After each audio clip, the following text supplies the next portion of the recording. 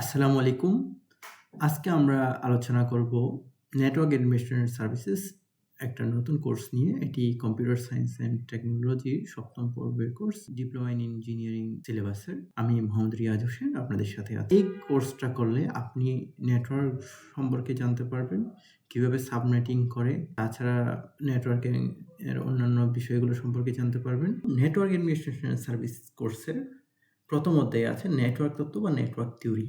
Network তত্ত্বের ভিতর আছে নেটওয়ার্ক অ্যাডমিনিস্ট্রেশন এর সংজ্ঞা, নেটওয়ার্ক অ্যাডমিনিস্ট্রেশনের প্রধান উপাদানসমূহ, কি উপাদান নেটওয়ার্ক অ্যাডমিনিস্ট্রেশনের আছে, নেটওয়ার্ক অ্যাডমিনিস্ট্রেশনের ভূমিকাগুলো কি, ইন্ট্রানেট, এক্সট্রানেট বা ইন্টারনেট বিষয়টা কি, টিসিপি আইপি মডেলের ব্যাখ্যা, টিসিপি আইপি মডেল কিভাবে ডাটা এনক্যাপসুলেট করে তার সংজ্ঞা, নেটওয়ার্ক হায়ারার্কিক্যাল মডেলগুলো, 2 টায়ার, 3 টায়ার, স্পাইন লিফ এর ব্যাখ্যা।